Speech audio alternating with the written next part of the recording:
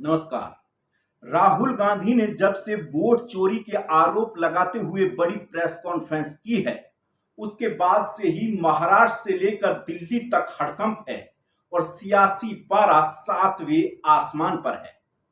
हरियाणा में भी वोट चोरी के आरोपों की गूंज अब सुनाई देने लगी है। कांग्रेस के दो बड़े नेताओं ने साफ साफ शब्दों में कहा है कि प्रदेश में कांग्रेस की सरकार बन रही थी, लेकिन वोट चोरी की वजह से कांग्रेस सत्ता में नहीं आ पाई और बीजेपी ने तीसरी बार सत्ता हासिल की। पहले बात करते हैं कांग्रेस सांसद दीपेंद्र हुड्डा की। उन्होंने कहा कि प्रदेश में बीजेपी सरकार साम दाम दंड भेद तंत्र मंत्र और यंत्र का प्रयोग कर रही है।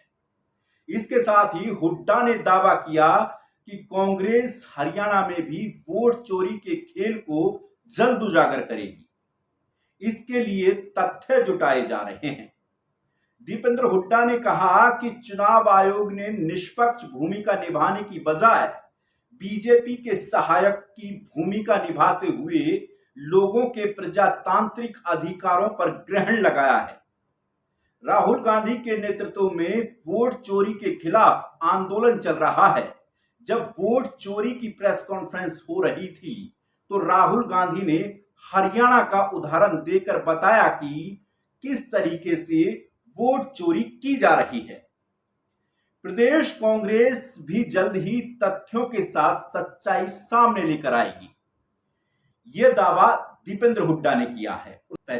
उन्होंने कार्यकर्ताओं से भी आह्वान किया है कि तिरंगे की साख, प्रजातंत्र और संविधान को बचाए रखने की लड़ाई लड़नी होगी।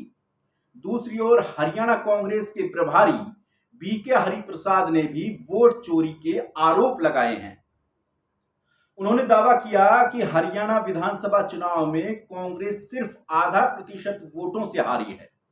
बीके हरिप्रसाद ने कहा कि राहुल गांधी जो भी बोल रहे हैं उसे तथ्यों के साथ बोल रहे हैं। हरियाणा में भी यही हुआ। अगर चोरी के वोट नहीं डाले जाते तो हम यहां नहीं हारते, यानी कि कांग्रेस सत्ता में आती। उन्होंने आरोप लगाते हुए कहा कि जो संस्था बीजेपी के लिए काम करती है वो प्रजातंत्र में विश्वास नहीं करती, बल्कि सिर्फ बीजेपी के एजेंट के रूप में काम करती है। कोई तो बताए कि चुनाव आयोग ने डिजिटल वोटर लिस्ट को क्यों बंद कर दिया है। हम सुप्रीम कोर्ट के फैसले का सम्मान करते हैं। बिहार चुनाव से पहले ही इसे पूरे मामले में तस्वीर पूरी तरह से साफ हो जाएगी। ये आरोप जो हरियाणा प्रभारी हैं बीके हरिप्रसाद कांग्रेस के, उन्होंने लगाए हैं।